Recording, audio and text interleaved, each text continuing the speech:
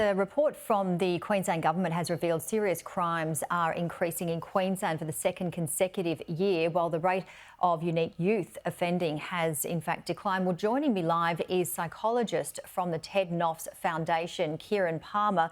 Kieran, thank you so much for joining us. You know a lot about what's happening in the world of youth crime. Tell us what you know at this point in time. Hi, thanks so much for having me. Look, it's always encouraging to hear crime stats decreasing, communities getting safer, sort of thing.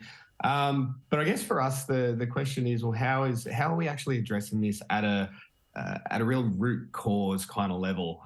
We know that putting juveniles in detention typically doesn't give us the best results. It's incredibly expensive for one. It's over $500,000 to keep a young person in juvenile detention for 12 months. But I mean, these are young people who don't just wake up one morning and decide that they want to steal a car or break into a house. They're really disadvantaged through all kinds of traumas in their life, growing up in domestic violence and experiencing sexual abuse and that sort of thing growing up. And what we also know is putting young people through treatment instead, one, comes in at a fraction of the cost, but whereas there's a 74% chance that a young person going into detention will actually reoffend in the 12 months following that. Putting them through treatment, what we actually see is a 62% reduction in crime, both violent crime and non-violent crime. We also see significant reductions in drug and alcohol use, in problematic mental health, suicidal thinking. We see increases in engagement with school and work, increases in family relationships, overall quality of life. So it's these sort of programs that we run at the Noffs Foundation that actually seek to address all the root causes behind the offending. We're not just looking at the crime, we're looking at the whole picture. And I know that you're bringing out a podcast as well, which is talking about a whole lot of different issues. Can you tell us about some of those podcasts? Yeah, so these podcasts, they're really exciting, actually. So we've been able to partner with the company Unilever, and we've worked with Michelle Laurie there, and they're really aimed at parents. You know, in the thousands of parents and families that I've worked with, you know, throughout my career at the Noffs Foundation, two things always seem to jump out at me. Number one, parents are incredibly time poor, and two, that they worry. I mean, I'm a psychologist. I understand the theory behind these things. I'm also a parent. And sometimes I look at my kids and all that rationality just goes out the window. And I worry. I worry about what's around the corner for my kids. And so this podcast really is targeted at parents. And it's trying to offer parents a resource whereby they can get accurate, measured information about a variety of issues, including what to do about drugs and alcohol, and if my kids come into contact with it and that sort of thing. But in a brief package, in a podcast form, so the parents can actually absorb this information while they're driving, or while they're going for a walk, or while they're preparing dinner, for example. And it's really exciting because we're constantly coming out with new material as well. And what are we seeing in terms of, people taking drugs and rehabilitation? Are we seeing those levels drop across the country? So I think what's really, really important for parents to know is that, yes, drugs are out there. No one can guarantee that there's any sort of certainty that your child won't come into contact, won't try different things. But it's also really important for parents to be armed with the most accurate information. But yes, a lot of young people do experiment with things at some point over their life.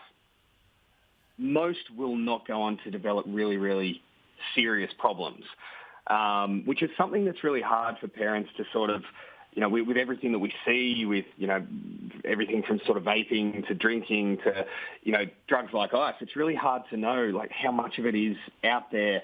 How many times does my child have to come in contact with it, before they become a zombie and completely addicted and that sort of thing. And it is really important for parents to know that whilst most young people, even if they do experiment, will be fine and they'll sort of come out the other end.